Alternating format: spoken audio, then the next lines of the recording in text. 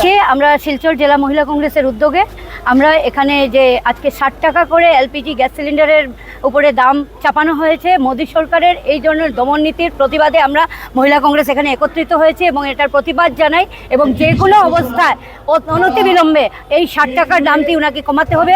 Already 450 থেকে আমরা 1250 পৌঁছে গেছি এবং আজকে আরও 60 রুপিস অ্যাড হয়ে গেছে। তাই এলপিজি গ্যাস সিলিন্ডারের এই দামের প্রতিবাদে মহিলা কংগ্রেস মাঠে নামছে। আজকে শুধু আমরা একটি সূচনা কার্যসূচি করেছি, কালকে আমরা এটাকে নিয়ে রাস্তায়ও নামবো এবং প্রয়োজনে আমরা আন্দোলনেও নামবো। ধন্যবাদ। 100 বার আমরা পরিবর্তনের পক্ষে আছি। 2026 সালের আসন্ন বিধানসভা নির্বাচনে কংগ্রেস প্রার্থী হিসেবে মনোনীত হয়েছেন আসামের শিলচরের অভিজিৎ পাল মহাশয়। অভিজিৎ পাল মহাশয়ের কাছ থেকে আমরা জানবো আপনার অভিমত কি, আপনার বক্তব্য কি। দেখুন, এটা হচ্ছে পরিবর্তনের যাত্রা। মানুষ পরিবর্তন চাইছেন। বিগত 10 বছর ধরে যেভাবে বিশেষ করে বরাক উপত্যকাবাসী যেভাবে লাঞ্ছিত হয়েছেন, বঞ্চিত হয়েছেন, মানুষের ভিতরে যেটা ভয় ভীতির সৃষ্টি করা হয়েছে, সেটা থেকে মানুষ উত্তরণ চাইছেন, মানুষ পরিবর্তন চাইছেন। তাই এই পরিবর্তনের যুদ্ধে আমরা সবাই, প্রত্যেক কংগ্রেস কর্মীরা, কংগ্রেস কর্মকর্তাগণ আমরা সামিল হয়েছি যে মানুষকে আবারও যেন সেই শান্তির যে আসাম, সেই শান্তির যে শিলচর, সেটাকে যেন আবার ঘুরিয়ে আনা যায়। এবং সেটার জন্য আজকে কংগ্রেস দল এবং শিলচর শহরের প্রত্যেকের আশীর্বাদে, কংগ্রেস কর্মীদের আশীর্বাদে, সহযোগিতায় দল আমাকে মনোনয়ন দিয়েছেন।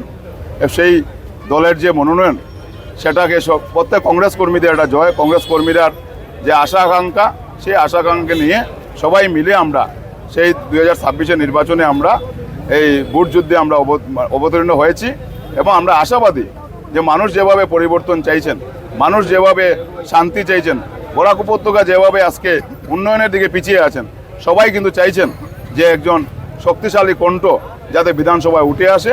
তাই মানুষের যে স্বতঃস্ফূর্তভাবে যেভাবে সারা আজকে বিগত 4-5 দিন ধরে যেভাবে আমাদের মনোনয়ন ঘোষণা হওয়ার পর থেকে মানুষ যেভাবে আশীর্বাদ দিচ্ছেন, সহযোগিতা হাত বাড়িয়ে দিচ্ছেন, আমরা আশাবাদী যে 2026 আমরা কংগ্রেস দল আমরা আসামে গৌরব গগৈর নেতৃত্বে আমরা সরকার গঠন করব এবং তার সাথে শিলচরও সামিল হবে। শিলচরে মানুষও আশীর্বাদ দেবেন, সবাই মিলে আমরা শিলচর আসনটাকে পুনরুদ্ধার করতে পারব। অনেক অনেক অভিনন্দন। তো আপনারা দেখতেই পাচ্ছেন নসিনতলা মাঠ থেকে আজকের পদযাত্রা বের হবে কংগ্রেস প্রার্থী অভিজিৎ পাল মহাশয়ের সাথে। তো সবাই এখানটায় সামিল হয়েছেন। সাথে থাকুন, দেখতে থাকুন শিবানী এক্সপ্লোরার ইউটিউব চ্যানেল। এভাবে আশাবাদী যাতে আমাদের দাদা অভিজিৎ দা এসেছেন শিলচরের উন্নয়নের জন্য, আমরা সবাই জোর হাতে ওনাকে দেব, সবাই দেবে।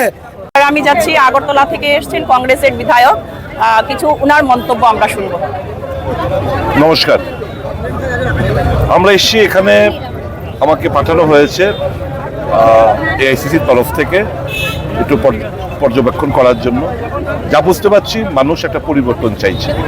কেন পরিবর্তন চাইছে? যথেষ্ট সময় ভারতীয় জনতা পার্টি সরকারকে দেওয়া হয়েছে।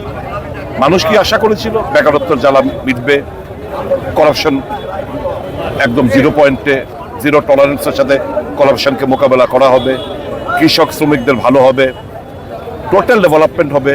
কিন্তু দেখলাম বিপরীত চিত্র। করাপশন ছেয়ে গেছে, মামা মামি সরকার চলছে, গুন্ডারাজ চলছে, লুটপাটের সরকার চলছে, বেকারত্বের জ্বালায় যুবকরা দিশাহারা, নেশার রমরমা ব্যবসা পুরো আসাম জুড়ে। তো মানুষ কমপ্লিটলি হতাশ হয়ে পড়েছে। মানুষ একটা পরিবর্তন চাইছে এবং এই পরিবর্তনটা রূপ দেবে ভারতীয় জাতীয় কংগ্রেস। মানুষ একটা স্বচ্ছ প্রশাসন চায়, মানুষ বেকারত্ব জ্বালা থেকে নিজের পায়ে দাঁড়াতে চায়। এটা একমাত্র দিতে পারে কংগ্রেস। জনকল্যাণমুখী সিদ্ধান্ত একমাত্র দিতে পারে কংগ্রেস। কাজে মানুষ কংগ্রেসকে বাঁচবে, আগামী দিন তাদের হাতে দায়িত্ব সঁপে দেবে, এটা আমাদের দৃঢ় বিশ্বাস। Thank you so very much. সম্মানীয় কংগ্রেস কর্মীদের বিনম্রভাবে অনুরোধ করছি, আপনারা রাস্তা থেকে ভিতরে আসুন এবং আমাদের দলীয় পতাকা নিজ হাতে গ্রহণ করুন।